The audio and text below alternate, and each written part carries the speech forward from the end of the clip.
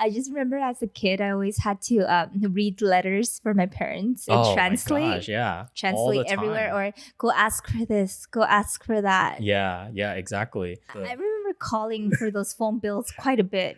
Yeah, and then it's like your parents would just like hand you the phone, talk to them, and they're like telling you something, say this while you're on the phone with the representative, and it's just, oh my gosh. Or suddenly they're talking and they shove the phone at you. Yeah. Oh, listen, what are they saying? Yeah, tell me, translate. I'm like, mom, or I'm on the phone right now. I'm trying to talk to this person, Yeah. and you're like freaking like a third grader. It's like if you really want to think about how an immigrant feels, just throw yourself into a different country where you don't know anything about the culture. Turn off your technology. Yeah, you don't know the language, and see what happens. And try to navigate the city. And now, you're only there for a little bit, right? On a vacation. Imagine if you're trying to build your life permanently there.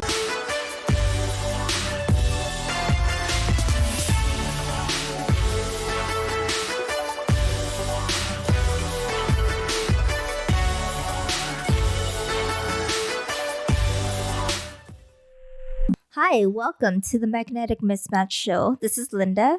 And this is Will, and welcome back to another episode of our podcast. Yeah. We hope you guys are all having an amazing day so far, whenever you're listening to this. Yeah. Our day's been going pretty well so far today. Yeah. Absolutely. This morning, we actually stumbled upon a garden. The hours were between 11 to 2, and it was around 3 o'clock when we entered the garden, but there was nobody there. So we were just wandering around the garden for like 30 minutes. Well, we were driving around. Yeah. To like, Yeah, go we pick up a stumbled drink. upon it by accident. Yeah, I thought at first it was like, it said private residence. So I thought it was somebody's house. Mhm. And then we saw like a little sign outside that said hours 11 to 2. Yeah, and it was weird. It was like there's an entrance. dead end. It's a dead end. It was so weird, and we decided to just enter this gate. It Yeah. could have been really bad. They could have locked us in or something. But yeah, then we decided to get out of the car with our masks. Mhm. And then it was really nice. It was like a little small space, but it was cool because they had like fruit trees. They had a bunch of cool like plants and flowers and stuff. Yeah, little nice like sitting areas. And there was nobody there. Yeah, that was so nice. So that was the best part about it. So we could Beautiful just freely trees. explore. Yeah. And I was telling you that, damn, I wish I knew more about plants. Like they would have a little sign of the name of the plant or the flower. And I'm like, oh, I have no idea what that means, but it looks pretty cool. Yeah. That was about it. That was the depth of my knowledge. Yeah. But that was a nice little just spontaneous adventure. Yeah. And that's like, you take that any chance you get right now. Yeah. And we did a little curbside boba pickup. Of course. Of People course. are like, stop talking about your boba already, you addicts. I'm not an addict. I could stop anytime I want. Okay, guys? Right? You too, Yeah. Yeah. Yeah. We'll get it next week again. You don't want to see us without our bobas. Let's put it that way. No, our coffee. Seriously. But yeah, so our topic today is actually a continuation of one of our most popular episodes, growing up with immigrant parents. So this is going to be part 2. And if you haven't listened to the first part, growing up with immigrant parents, make sure you do check that out. It's episode 4. And in that episode, I think we focused more on our experience of what our parenting styles were, or what our parents' parenting styles were, and kind of what it was like for us being the kids of the immigrant parents, Yeah, and there's some pretty hilarious stories on dating and just like their strictness of strictness and just the paths that they push us to. Yeah, exactly. It's pretty interesting. Yeah, so check that episode out.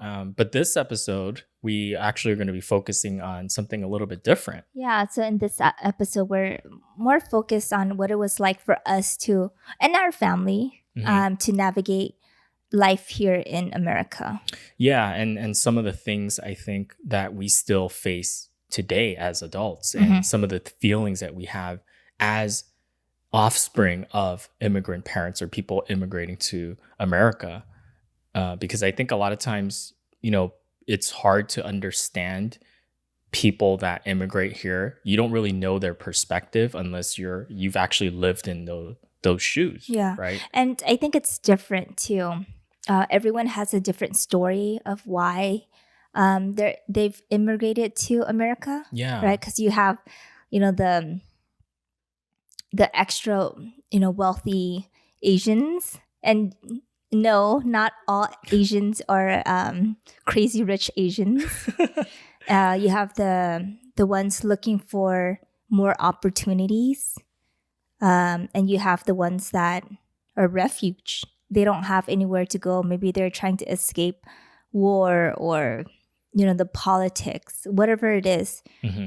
Everyone has a different story, so their Yeah. beginning in a different country is going to be slightly different from each other. Yeah, I'm always fascinated by the immigrant story. No matter what country people are coming from into the U.S., it's very entertaining, but also like eye opening to kind of hear, well, why did someone decide to uproot their whole life to come to a different country where they don't even know the language in many cases, Yeah. right? What was the story behind it, and what was the journey like? Because if you've had the privilege to grow up here in this country, you really don't know much beyond your little bubble, right? Mm-hmm. So that's what we wanted to share today. Maybe a little bit about our experiences, but also what we've learned, through this process. Yeah. Yeah. So where do you want to start? I think with this, because it's a big one. It's a big Yeah, it's a big topic to one. tackle. I think from my experience, if I start from, when I first lived in this country, Because you came here when you were young. I was young. I was like Yeah. 3, 4 years old. Oh, When you were just a little baby. yeah, yeah. I think my mom opted out on me going to preschool, Yeah. so I didn't start school until kindergarten. Hmm. And at that time, the only person that kind of spoke English in my family was my mom. Right. I mean, her Because English. she learned right here. No, Like- she learned in Vietnam. Oh, okay, okay. Yeah. Because I think that was her second language. Okay. They have to pick a language. But so she knew some English, right? Yeah. It wasn't perfect English, but it got better because after work, she went to a community college and she took additional ESL classes until she completed the series to improve her English. But I just remembered I started kindergarten. They placed me in ESL class because it's pretty hilarious. You were in ESL?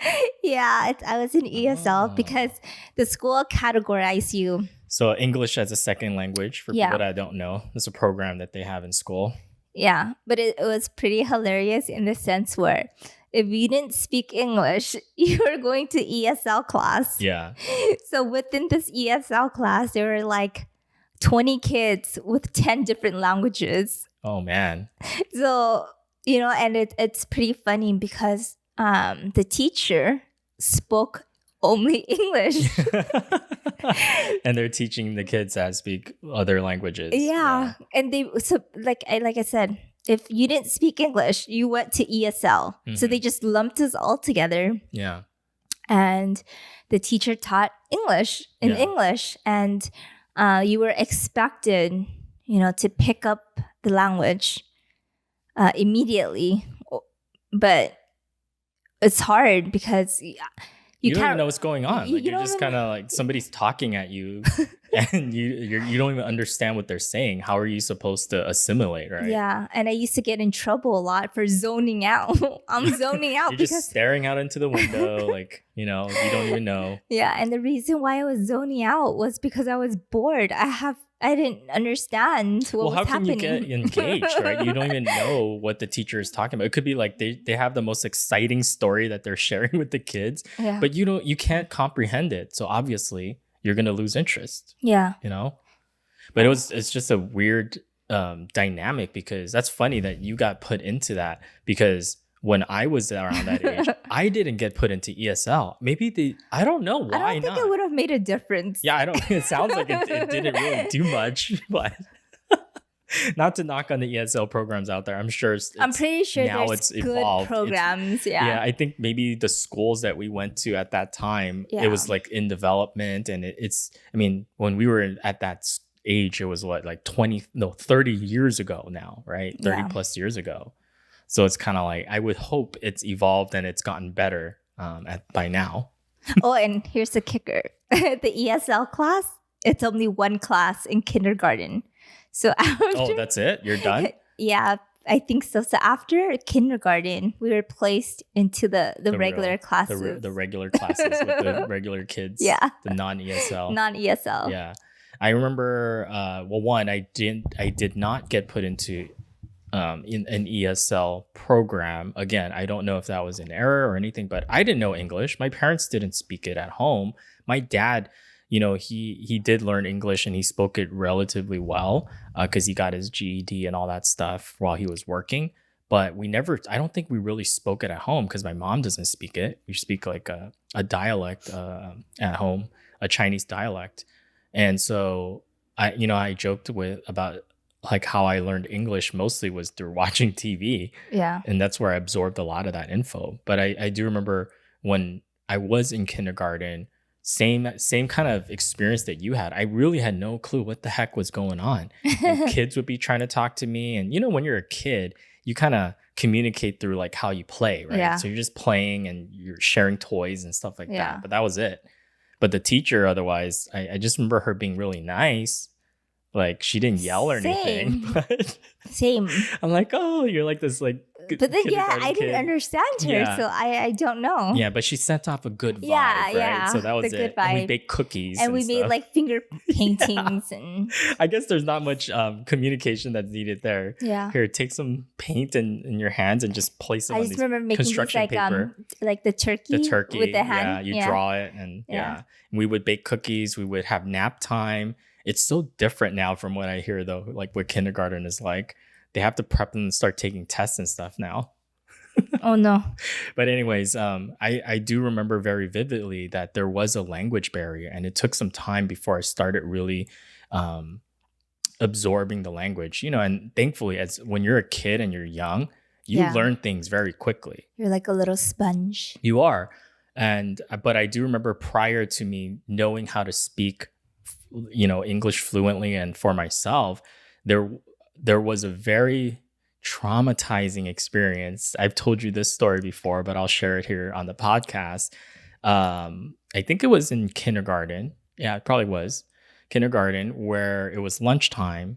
And I mean, I don't know how things work, right? Yeah. I just saw kids lining up to get lunch, right? I smelled food. I'm like, oh, it's food time, right? Yeah.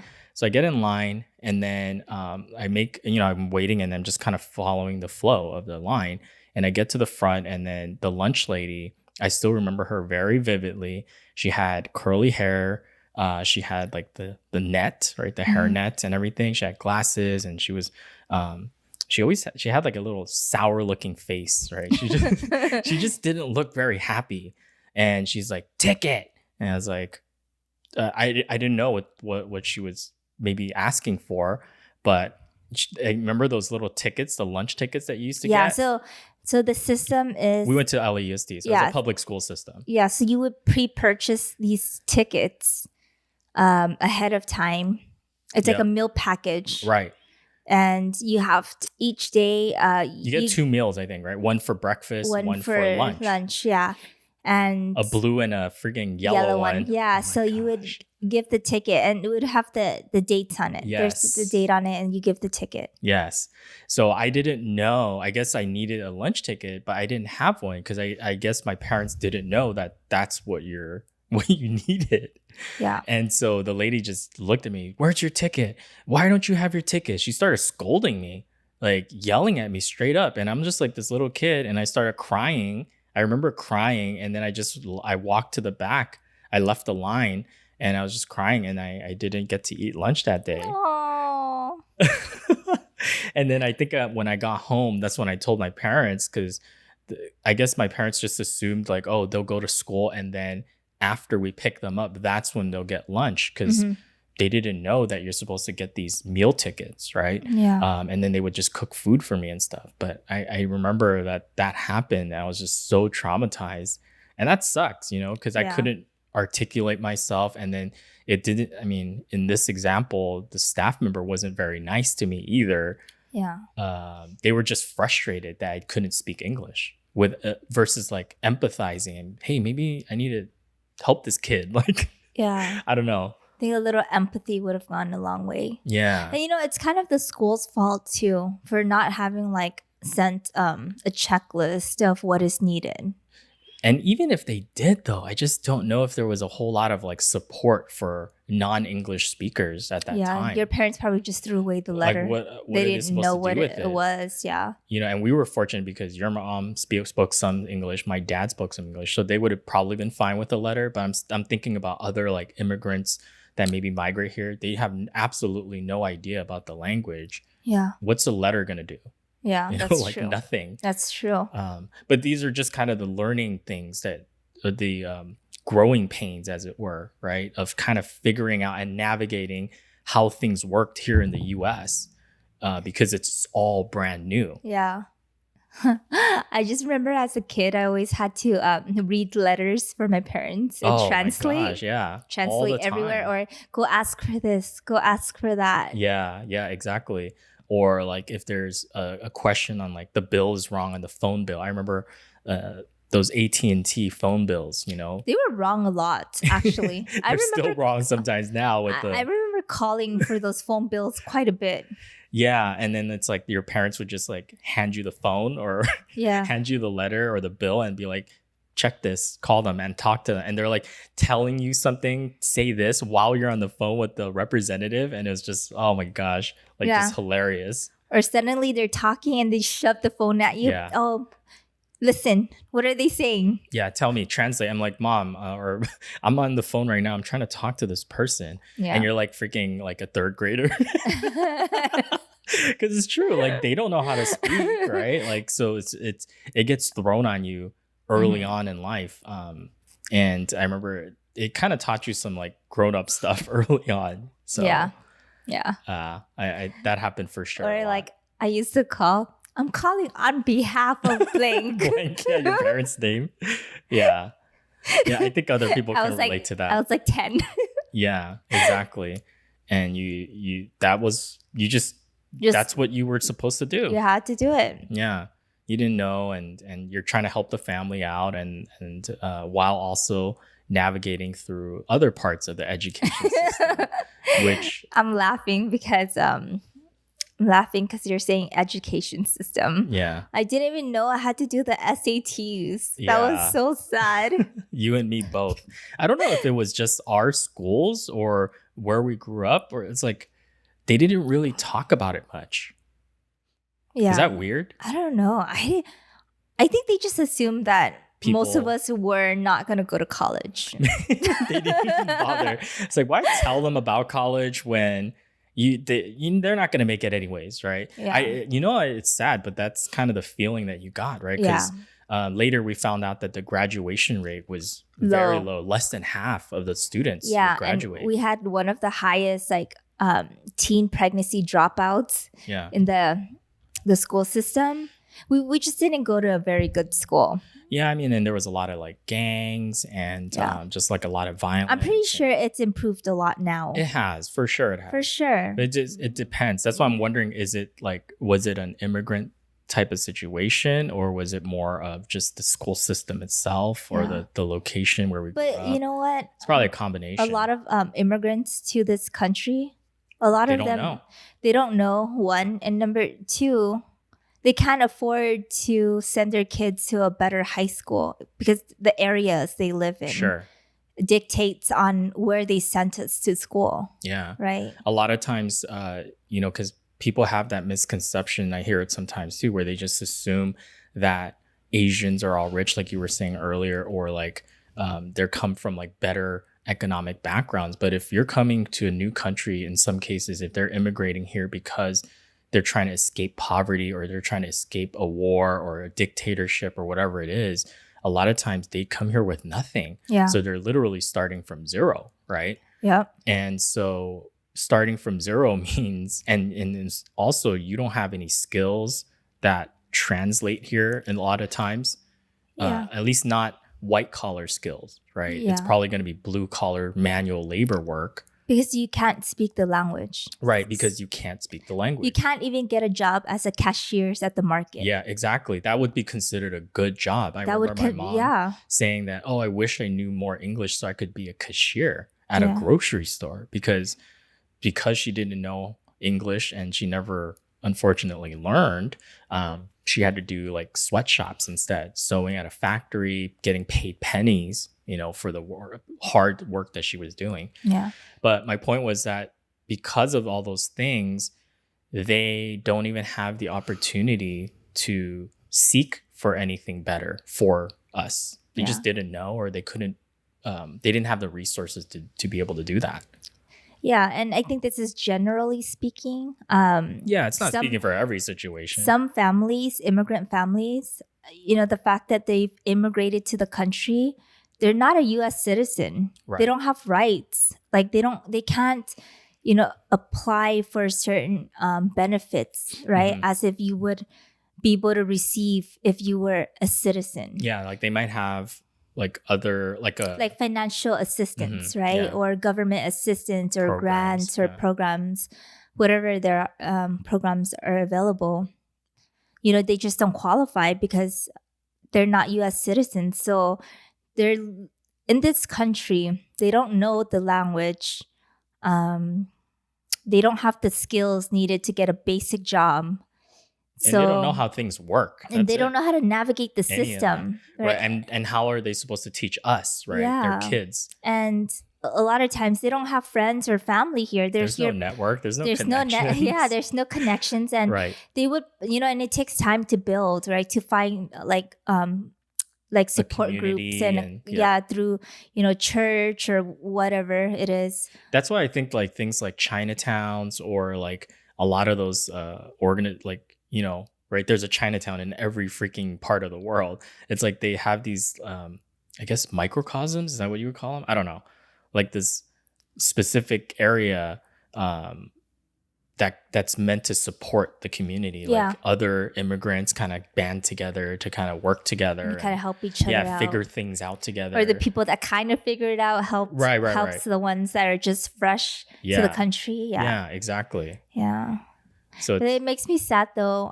The last I heard that, since Chinatown has grown so much here in LA. Yeah. And it's different from what I remember. It's commercialized. Yeah, it's very commercialized.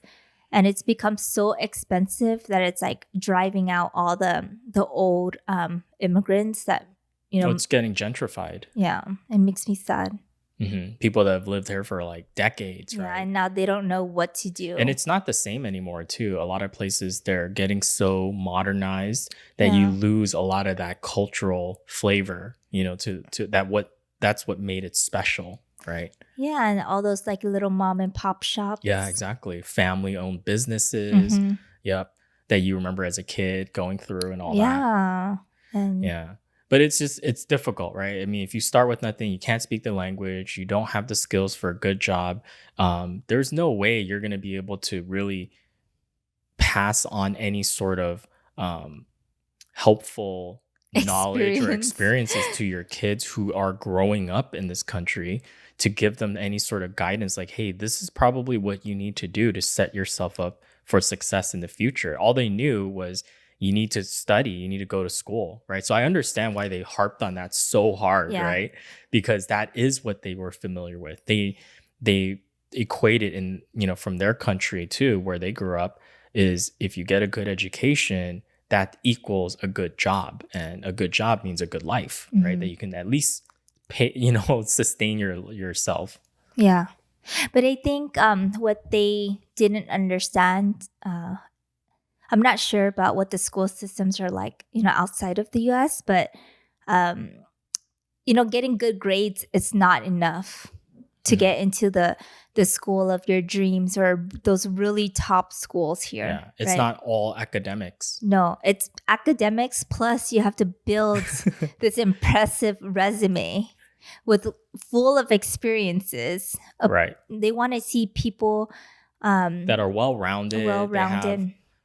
time that they've put into like volunteering, right? Community service. They want to see that you're part of a lot of different organizations. Yeah. Yeah. And you have social skills and all of that stuff, which, I don't think my parents really understood. Well, how could they? I know Yeah. they didn't. Yeah. So their thing was just get good grades, and they didn't want us to get, Involved. a job or this or that, because they're like, no, how would you be able to focus on school if you're doing so many activities? In their mind, that was the only factor. They thought that that was the only factor that colleges, or not colleges, but just like whatever, are looking at, right? Mm-hmm. Like that's the only way, that the only measurement of success. So it's like, oh, I want to join some sports or music or this or that. They didn't realize like that's also an equally important part of your college application.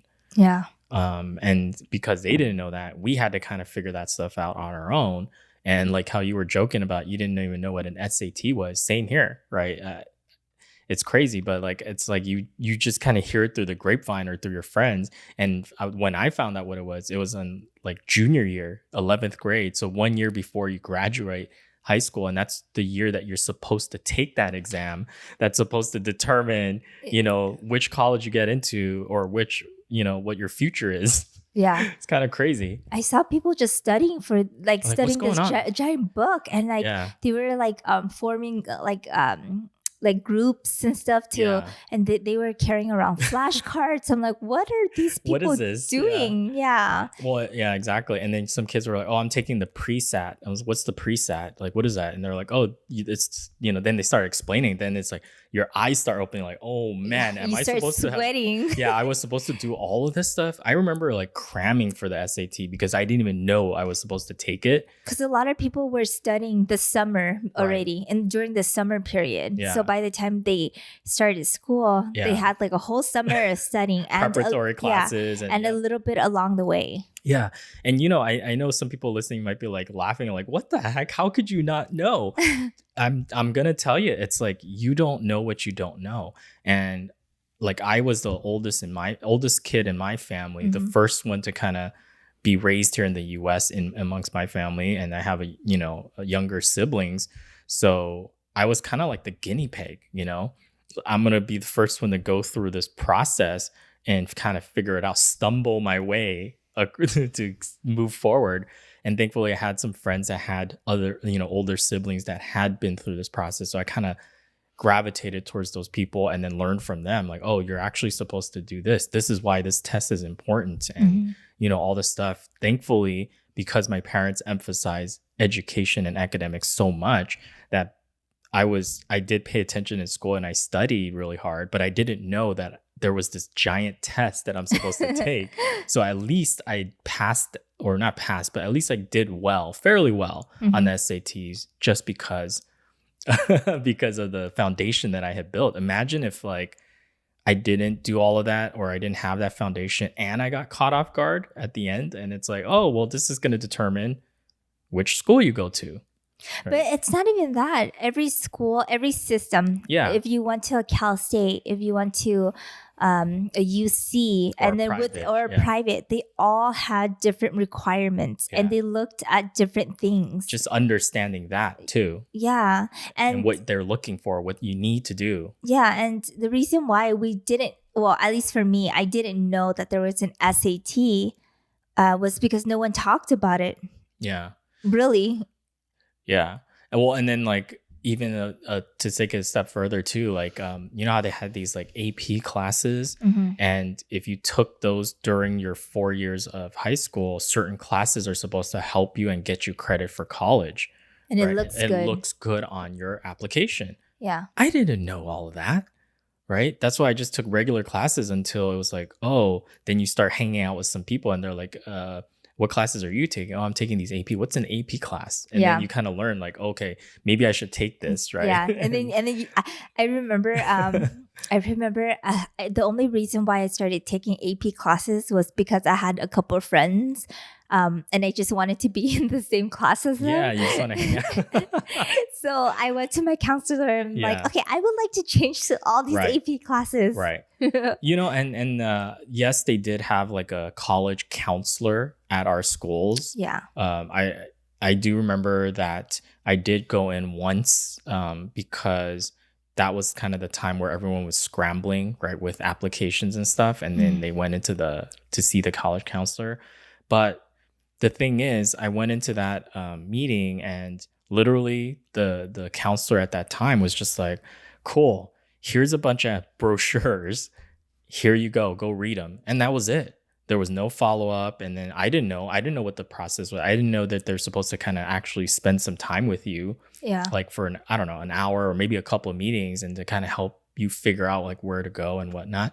But like we were saying, I think maybe it's just a lack of resources, a lack of, I don't know, something, a lack of care, a lack of empathy. I'm No, I sounding think so bitter right now. Like, you know what? I don't think that's. I think it's more of a lack of resources. yeah, Just you're because so nice. it's because I think our school was so populated. It's like probably like a ratio of like You're 20 right. students. Our schools were packed. Yeah, it's a probably a ratio of like, I don't know, 20 students per. Oh, actually Per more. staff, you think? Yeah, Probably more. It was. more. I remember they had to turn kids away because the school reached capacity. Yeah. Right. And each class was pretty packed. Yeah, you used to have like 35, 40 plus in each class. It was crazy. It was crazy. And we were sitting like next to each other, Yeah, like the cramped. desks were so cramped. Yeah. And I think that's the reason why there is too many of us, and Not enough yeah, because there was only like a couple of counselor. I think it was only 2 for the Really? whole school. We Yeah. had in our school, it's like a couple thousand students. Yeah. It's not like, a couple of hundred. No, we're talking about like a couple Right. thousand students. There was only a small handful of counselors for sure. Oh. I do remember that. Yeah, and I think they just can't keep track of us. They can't keep track, and it's hard. I mean, I don't want to put all the blame on somebody else, right? Yeah, Because that's not absolutely. fair either. And I think for smaller schools and schools that are better equipped, right? They had probably like a counselor for every X amount of students, and they got to know their students. But I think there are so many of us, they couldn't even put a face to any of us. Right. Well, and then like just having the knowledge to go and to go and ask a college prep counselor, or is that what they call them? College counselor? Guidance counselor? Guidance counselor. Counselors, yeah. Like just understanding that part of it is another advantage, that somebody that maybe has family members that have been through it before, or if you grew up here, right, you understand the systems more versus somebody that came from a completely different system. They don't know. Like you couldn't, like, I just remember as a kid, it was very hard for me to turn to my parents for advice on like how things worked here, because they were learning themselves. They didn't know how to give you experience about like, this is what you need to do. Yeah. How, right? And they didn't know who to ask as well, because all of their friends or their coworkers were on the same boat. Exactly. Yeah. So it was just a different time, and I think the reason why we're sharing that part of it is just because I think people are probably still facing similar challenges today that immigrate here, right? Absolutely.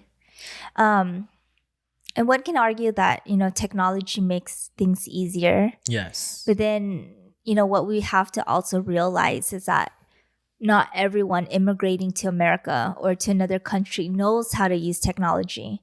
Because if you're talking about someone moving from the village side to the city, they may have never used technology before. Yeah. That is a learning curve in itself. Right. So I think we need, so our point here is, before you get annoyed at someone not knowing how to use like the credit card Or machine. not being able to speak English even. Yeah. Because I remember like going to the supermarket and, sometimes the panel would change and The panel for what? the credit card, Oh. like the like where to like sign and Yeah, stuff. yeah. And like sometimes, with the change, my parents, they take a little Mhm. longer, right? Because they have to kind of read like what is it, right? And it takes them a little longer to register the words, and especially if they change the word, then they may not even know what it is. Yeah. And you can tell the Because they people, probably just go by memorization. Click yeah, here, click there. sometimes, yeah. And you can tell the cashier, or sometimes the people standing in back of us are getting annoyed because we're taking too long. Yeah. And as a kid sometimes you felt embarrassed, Right, right? right. But um but As you get older. yeah, but with that being said, talking about words, Oh, no. and Oh, you know what I'm talking about. So my mom, everywhere we went, she would carry this electronic dictionary. And whenever she didn't know a word, she would pull out the dictionary and type it in. Because it was in Vietnamese. It would translate to Vietnamese what it meant, the word meant. And we never left anywhere without that dictionary. That's so funny. My mom had the same thing. She used it for a little bit and then she stopped. But that's so smart though. Oh, those things were selling like crazy back Yeah. then. Because there was a big demand for it. It made sense, right? It allowed people to at least get by. This was the without knowing English. pre-smartphone days. Yeah, exactly. Yeah. Yeah. But I mean, to kind of shift things a little bit, I think thinking of it from our shoes as the offspring of immigrant parents, another thing that I know you and I both have probably experienced or felt was you kind of feel like there's this obligation, there's this responsibility, right? That's on your shoulders. Like you kind of you have to succeed. You have to make something of the opportunity that was given to you by your parents because of their sacrifice. Yeah. I don't know if you ever felt that pressure, but I definitely did growing up, and I still feel it now. Yeah. Today. Because maybe less so, but I mean, my parents, they have been very good about not guilting me, like making me feel guilty that they had to leave the country, or they left the country to give me a better opportunity here in America. But part of me wants to repay them for it. I want to be able to provide for them when they could no longer provide for themselves, or give them better things, because I see the hardship, right, that they had to endure to, give me opportunities. Yeah. I think seeing that growing up is so powerful. Yeah. Right. You see the struggle, you see the sacrifice, you see a lot of times, people treating them poorly because they don't speak English, or because they are not familiar with how things work here. Right. Yeah. And so when you see that, it's kind of like it creates this feeling that you have, like it's almost like your duty, right? That you have to make things happen, and you have to I mean, for me it was kind of a good motivator. I feel like if I didn't feel that sense of duty and obligation, I might have been a lot more laxed in a bad way, right? Like maybe I wouldn't have pushed myself as hard, to bring out my own potential, right? So it's not just for them, but Yeah. I definitely feel that as a child of an immigrant, you naturally tend to feel that sense of duty. Yeah. And I think, when growing up, my mom, she's very optimistic. She's always reminding me that, the reason why we moved to America is so you can have the opportunity, and the sky is the limit, right? So if, whatever you desire, you can get, you can reach for, and she knew how to, she knew what motivated you. Yeah, she knew what motivated me. She knew that, even as a kid, it was weird. Like I would open up magazines and, cut out my favorite purses and paste them on the walls and like luxurious dresses. Like I love purses and dresses, even when I was like young, like, and not just any like designer. Yeah. And she would always she would take me to the mall when. So she saw the bouginess in you. And she played on that to motivate. She dangled the bouginess. Yeah, she kind of did, and I knew better. Like I would never ask my parents for like a luxury good because I knew that they would feel bad that they couldn't afford to give it to me. So we would go to the mall when my mom had time, but keep in mind like. Yeah, I think that's where I get my work ethic from too. When I was younger, my mom was working like 6 to 7 days a week, like long hours. And I knew that wasn't what I wanted for myself, right? So if I didn't educate myself, that I may have been stuck in the same path they're stuck on. Right. But as a motivator, when she did have time, we would go to the mall and on her days off, and she would take me to the storefront of, I don't know, Louis Vuitton, Chanel, whatever, wherever I was obsessed with at that time. And she would remind me that I can buy these for myself if I make it in life. Yeah. Yeah. Good for you. Well, everybody's different, right? Everybody gets motivated by the different things. I know. So. I can't imagine your mom bringing you to one of those. You're like, cool. That's cool. That's not going to motivate me at all. Yeah. But what motivated me for sure was like that sense of obligation and that sense of duty, and yeah, that for sure worked for me. But it wasn't like they tried to guilt me or anything. It was just, I think my parents reminded me a lot when I was a kid that it's kind of like, because they grew up in a very poor upbringing as well, in farms and things like that. And they told me stories of times when, because they were so poor, they couldn't eat certain days, right? Where they didn't have enough to eat. Or if the crop was bad, like stuff like that. And it's like, we would never thankfully have to deal with any of that. And so it's kind of like a reminder, like, look, you're given a special opportunity. You get to go to school, which they never got to go to beyond a certain grade. Just reminding that just being in this country alone, it's a huge privilege already. Yeah. You have like you were saying, the sky's the limit. It's what you make it, yeah. right? So don't squander it, I guess was their point. Yeah. It wasn't like you have to do it, for anything or bring shame to your family or anything like that. But it was a good reminder, like, hey, this is up to you, right? Whether you want to do something with it or not, but we hope you do something with it, right? Mm-hmm. But at the end of the day, it's your life, And I think also my dad's way of, reminding us of how lucky we are is once in a while, like some of the nuns in Vietnam would send us like videos from like the. Oh no. Yeah. Oh man. Yeah, go ahead. From the orphanage that they take care of. And, they show us videos of like, life. Kids, what life is really like there. Yeah. And how lucky we are.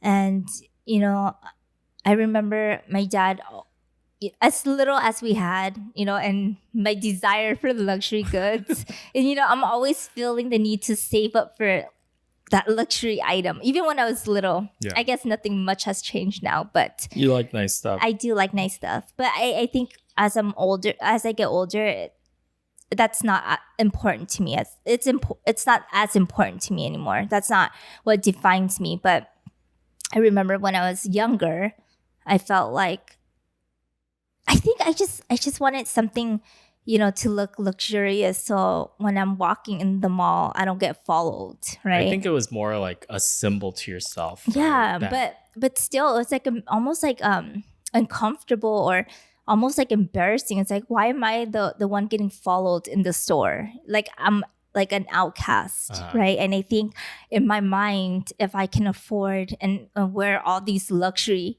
like that wouldn't happen anymore. Mm-hmm. And I think, if I looked like someone on TV, right? Like they wouldn't think that I'm going into the shop to steal something. Or window shop or whatever. Or just they're wasting their time. Yeah. So I remember always saving up for something nice. And then, my dad, he has a very good heart. He's always reminding us how lucky we are. And then he would show these videos. And then I would feel guilty. So he did guilt trip you. Kind of, I guess. And then I would feel guilty. And I would donate my little savings to that help. You were planning on using for the luxury goods. Yeah. And I would give it away. Wow. And I think that's where my, giving side comes in. Yeah, because you still donate today. All the time. Yeah. Yeah. Back to that. Yeah. So I think it comes back to that because my dad always reminds me, even if you think you have very little, you're very lucky. There's always somebody that's got it worse. Worse. Right. Yeah. And yeah. And my mom is always reminding me that you can reach for the sky. So I think it's like, it's like a nice balance where I feel like I can achieve anything I put my mind to. And then, there's the sweet side where I'm like, okay, if I can reach that limit, I can give more, you know? Yeah, you give and you help when you can. Yeah. But I think especially as you're in position is what I meant to say, to be able to give more. Yeah. All right. That hasn't stopped. And I don't think it's going to stop, right? Mm-mm. We're always going to give back. And I think that's an important part of it because I think, I know we were talking about all this negative stuff in the beginning, but like there's a lot of good that happened too. There are a lot of supportive people. There are people that helped our families or organizations that helped our families kind of figure things out. People that came before us and kind of lit a path for us to make things easier or more of transition, right? Mm-hmm. And, if they didn't do all that, we wouldn't be here today, right? And it's the same that sometimes when I think about it, it's like, yeah, I mean, if you're in position to give or to help somebody, do it because you could be changing that person's life. One small act could be the difference, right? Between that family starving or being on the streets, or maybe you help them in some way that you can't even fathom yet. Yeah. Yeah. So it's kind of crazy. Like when you, I don't know why I just thought of this, but it was kind of funny. I was thinking about like how, like, I don't know in your culture, like with Vietnamese, but like in Chinese culture, usually like if after we get married or whatnot, like my mom actually wanted to live with us. Oh God. That's a sight to be because that's seen. Like a traditional thing, right? Like where if you get usually like if you get married, the youngest male son is supposed to take the parents with, like not adopt, but you know what I mean, like to live in the same household as them, because that's just how people used to live. They all kind of grouped together. The families would all live together. Is that like that in Vietnamese culture? If it is, yeah, you're not the right person to be asking about if this. If it is, I'm not the right person to ask that, but I haven't heard that from my mom. Not like the normal. I think my mom would prefer us not to live together. Yeah, my mom would always try to find little ways to be like bring it up. Yeah, to try to bring it up, and she always joked about it before we even got married. It was like, oh, so where are we gonna be living? I'm like, we? What are you talking about, Mom? And then I would make it very clear to her, like, Mom, it's very different. I know that that's what you expect because that's how she was brought up. That's how it was done in her family for the longest time. But out here in the West and in the US, most people, when they get married, they're not living with their parents, right? At least... or they could be living in close proximity, but not in the same house. I mean, can you imagine? Oh my gosh. Drama and like craziness. Yeah. It's just asking for like trouble, like arguments and stuff. Because it's like you're newlywed. You're trying to navigate you need your space. You're trying to navigate this marriage thing. Yeah, already. There's enough tension there. Right. And then for them to come in and there's another like potential clash in personalities. It's like, yeah. And then you can't speak openly because they're there. Yeah. I just thought that was funny. That's just another. It would probably make her miserable too. Yeah, it's just another thing. Did she think about that? No, I don't think she did. She, I get it. Like she probably just wanted to be close with her kids, right? To be around people. Because right now, she and my dad are living on their own. in their house. Yeah. And so it's far enough away where we have our own independence and freedom and all that stuff. It's just a different space, you Yeah. know. But it's hard for her to fathom that. It took her a while before she kind of got over it and she realized, yeah, this is not happening. This is not happening. So I don't know. Just thought that was interesting because that's definitely like more of an immigrant like mentality or traditional old school kind of thing. Yeah. I like them at a distance.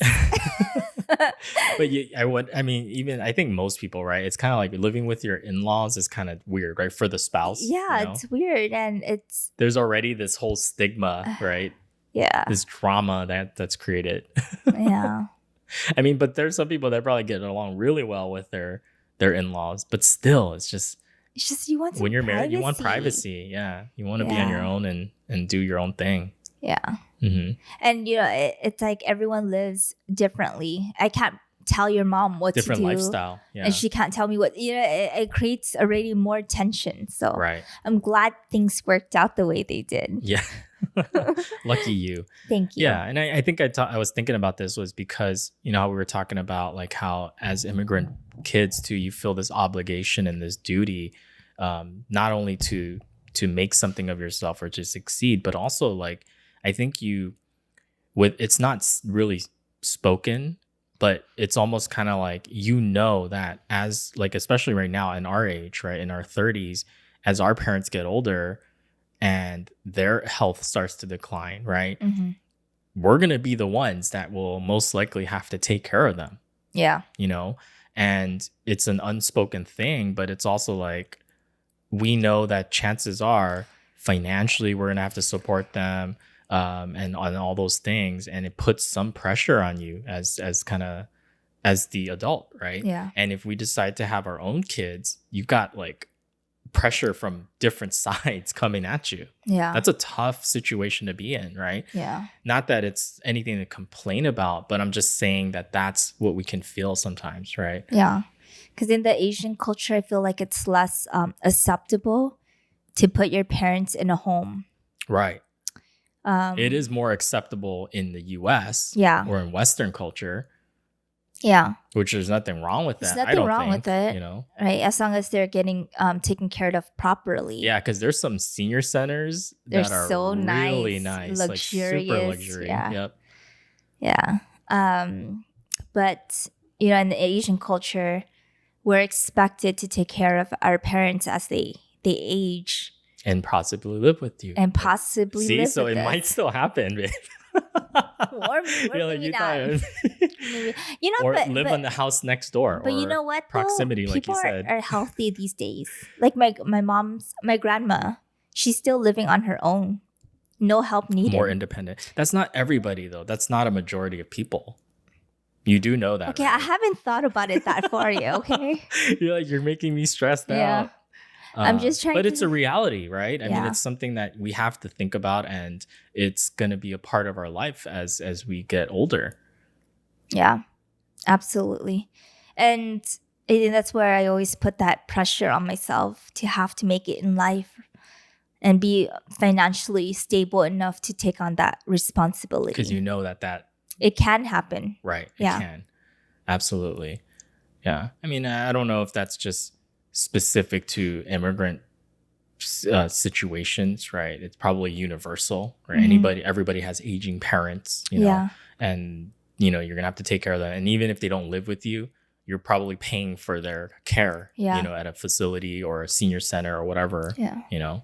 But I think with me, the fact that I know that they sacrifice so much for us, well, for my brother and I want to be able to provide them with a good life before they even get to that age, Mhm. before they even age to So the there's point. urgency too. Yeah, before they age to the point where I can't, take them traveling anymore. Yeah. Or, freely go dine out or, just Right. little things, right? Yeah.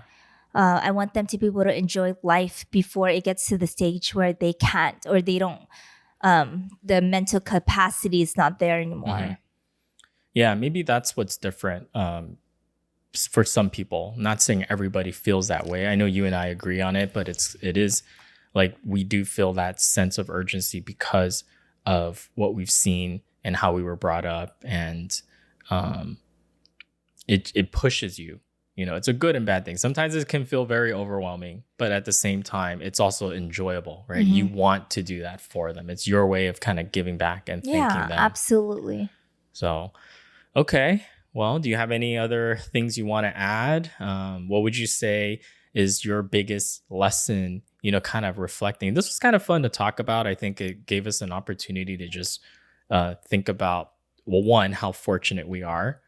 But I think two is just thinking of it from the perspective of, I think for me, learning as I've gotten older to be able to not prejudge people so quickly, because I have been guilty of getting frustrated or getting annoyed when somebody, especially like an immigrant person that maybe they didn't speak English very well, and they're like holding up the line, or they're taking longer to do something, or they don't know how to do Or something and they're sometimes asking for help, and yeah, I'm just kind of like, I get frustrated. yeah. Why don't you speak English, Or kind of thing, sometimes you know? like And that's not you right. think sometimes, and sometimes the language barrier, Yeah. sometimes you may think they're saying something offensive to you, but they don't mean it. Yeah. Like they don't, maybe they don't know how to say it the most polite way. Yeah, language is a very interesting thing, right? Because Hmm. tonality has a lot to do Tonality. with it, Yeah. pronunciation, Yeah. Or please, or the phrasing yeah, the of it. phrasing. Yeah, Yeah, like sometimes they don't understand that, and they may come off as they're rude, right. but they're just trying to piece together some words Yeah, and hoping you understand them, right? right, And right. I see that with my parents, like, no, they're not being rude to you, like sometimes I can see like the How it can come person, across. Yeah, yeah, how it comes across, and the person receiving those, like their mood changes, and the way they speak back to my parents, like it changes. yeah, They're not as nice or polite like they are to somebody in front of us or in back of us. sure. And sometimes you just be a little bit more understanding, and empathize with them. It's not easy for them to open their mouth and try to piece together and hoping you understand them. Yeah. Yeah. I mean, we wanted to share this perspective because I think a lot of times there can be very negative, I don't know, negative connotations, especially like right now in this environment where the country, I feel like, is very divided. It almost feels like anti immigrant in a way, Yeah. right?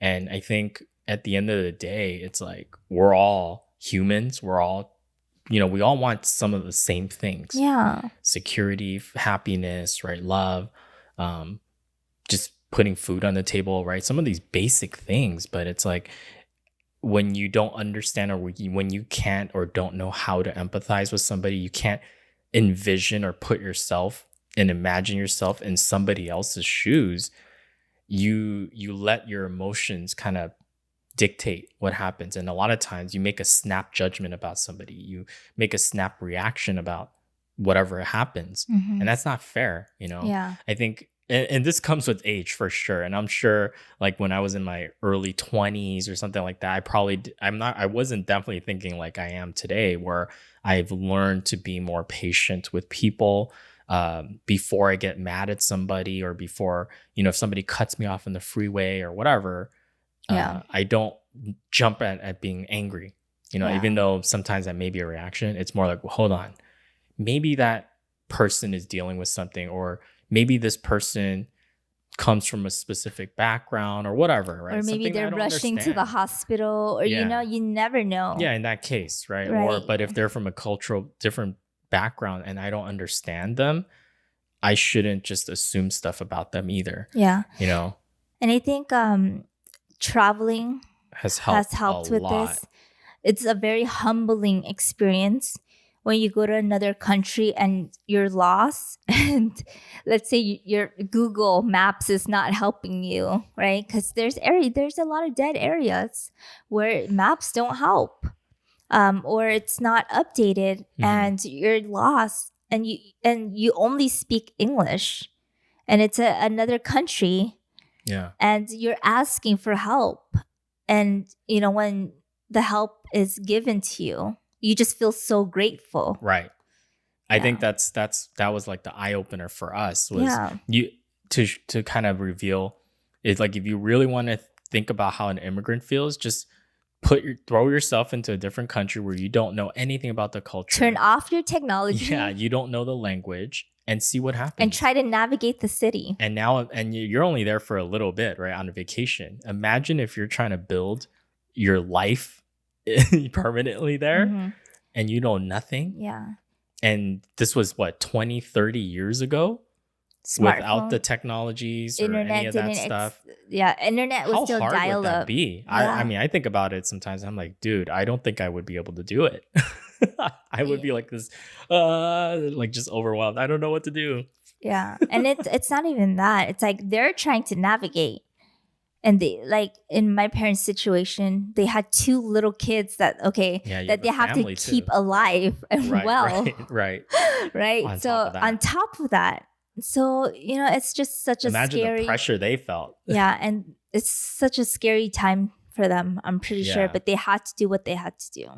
Yeah. So it's just learning to be more empathetic, understanding, and definitely we recommend travel as always, because it really opens your perspective. You definitely learn to appreciate people more, and you learn to just be more tolerant of other cultures. And I think when you understand people and you understand where they're coming from, Mhm. you're less like there's less friction, there's less miscommunications. You know what I mean? Yeah. We actually have an episode on travel and the things we learned. So if you Yeah. haven't checked that out yet, please make sure you do. Yeah. It's a good one Yeah, we've picked up a lot of lessons when we're traveling. for sure. Yeah. Okay. And with that, I think that wraps up this episode. If you enjoyed this episode, as always, make sure to subscribe and follow us on our Instagram at Magnetic Mismatch. We also have a YouTube channel with the same handle. And of course, subscribe to Apple Podcasts. Give us a 5-star rating and review. Let us know what you think. And make sure to share our content with your family and friends. And also tune in every Thursday. That's when we release a new episode. Yep. Until then, guys, Bye. have a great one.